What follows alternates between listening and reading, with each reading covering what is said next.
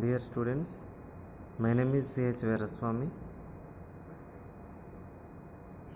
Second BCom General and third BCom Computers చదువుతున్నటువంటి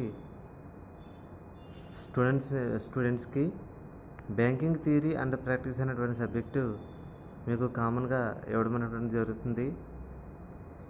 ఈ సబ్జెక్టుకి సంబంధించి నేను సిలబస్ చెప్తున్నాను.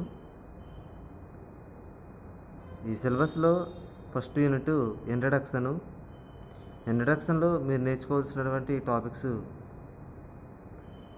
ఏంటనంటే మీనింగ్ అండ్ డెఫినేషన్ ఆఫ్ బ్యాంకుకు సంబంధించినటువంటి అర్థాన్ని, నిర్వచనాన్ని గురించి మీరు నేర్చుకోవడం జరుగుతుంది.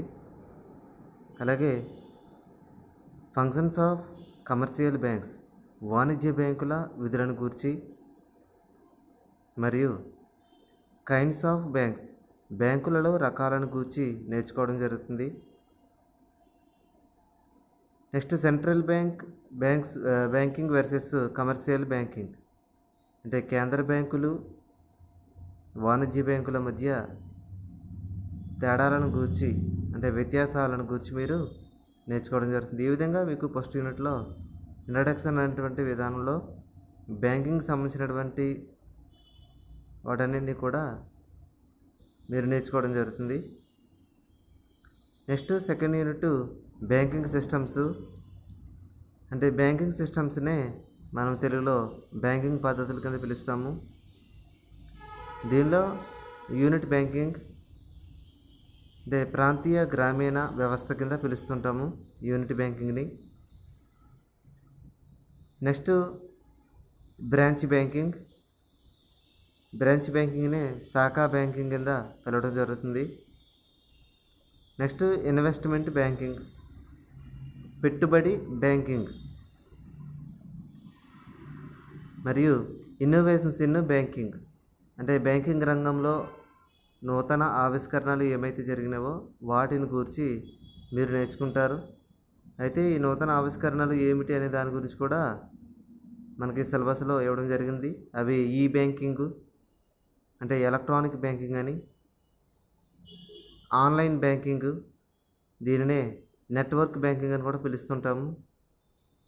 ఆఫ్షోర్ బ్యాంకింగ్, దీనినే తీరాన్ని దాటి బ్యాంకింగ్ అని అర్థము. ఇంటర్నెట్ బ్యాంకింగ్, అంటే దీనినే అంతర్జాల బ్యాంకింగ్ అని కూడా పిలుస్తుంటాము. నెక్స్ట్ ఎనీవేర్ బ్యాంకింగ్, అంటే ఎక్కడి నుండైనా ఎప్పుడైనా కూడా ఈ యొక్క బ్యాంకింగ్ రంగాన్ని, అంటే బ్యాంకింగ్ను ఉపయోగించుకోవచ్చు అనేటువంటి విధానంతో ఈ యొక్క బ్యాంకింగ్ అనేది ఉంటూ ఉంది. Next ATM, automated teller machine. Next RTGS, real time gross settlement అనేటువంటి ఈ టాపిక్స్ గురించి మీరు బ్యాంకింగ్ సిస్టమ్స్లో నేర్చుకోవడం అనేది జరుగుతూ ఉంది. తర్వాత థర్డ్ యూనిట్ బ్యాంకింగ్ డెవలప్మెంట్, అంటే బ్యాంకింగ్ యొక్క అభివృద్ధిని గురించి మీరు థర్డ్ యూనిట్ అంతట్లోని కూడా నేర్చుకోవడం జరుగుతుంది.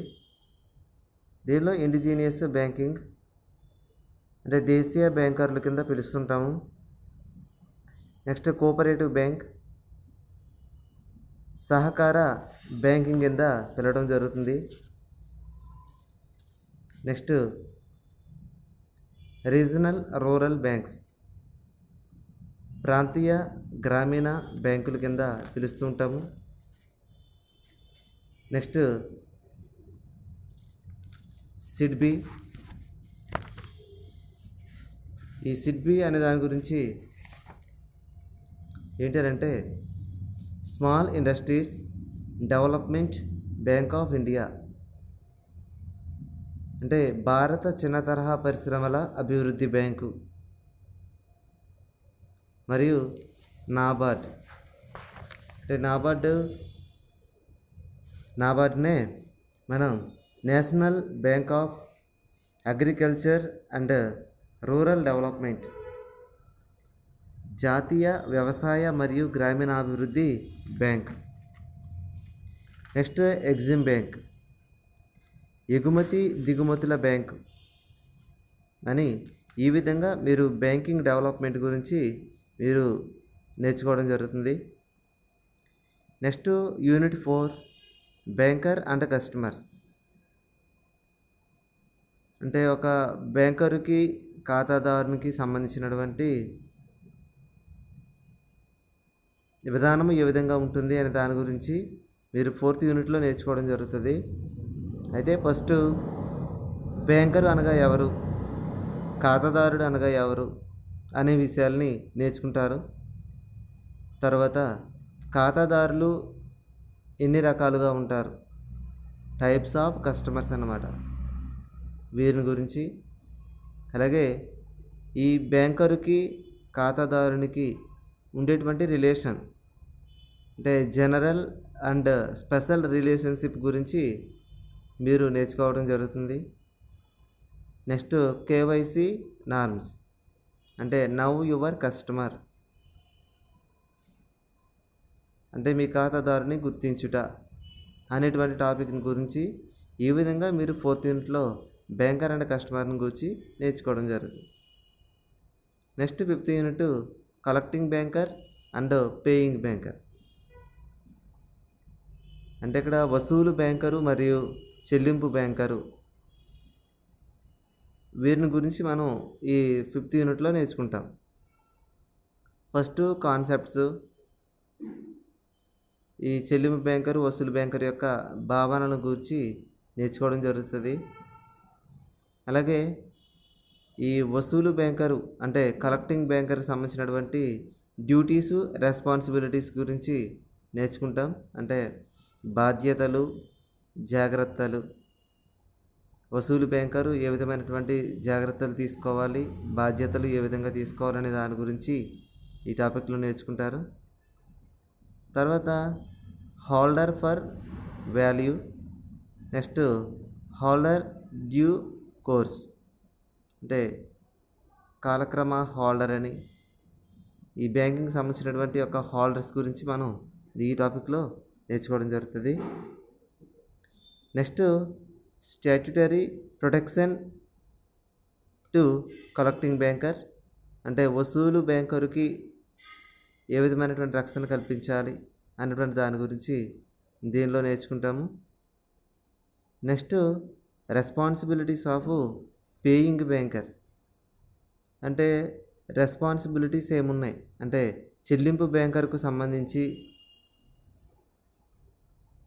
తన యొక్క బాధ్యతలు ఏమిటి అనే దాని గురించి మనం దీనిలో నేర్చుకుంటాం. అలాగే పేమెంట్ గేట్వేస్ చెల్లింపు మార్గాలు, ఇవన్నీ మీకు కలెక్టింగ్ బ్యాంకర్ అండ్ పేయింగ్ బ్యాంకర్లు అంటే 5th యూనిట్లో మీరు నేర్చుకోవడం జరుగుతుంది. ఈ విధంగా మీకు ఏంటంటే ఈ 5 యూనిట్స్ కూడా first unit introduction, second unit banking systems, third unit banking development, next banker and customer, next collecting banker and paying banker, వీటన్నిటి గురించి మీకు ఇప్పుడు సిలబస్ కింద చెప్పడం జరిగింది. నెక్స్ట్ క్లాసెస్లో మీకు వీటిలో ఉన్నటువంటి టాపిక్స్ని మీకు పంపించడం జరుగుతుంది.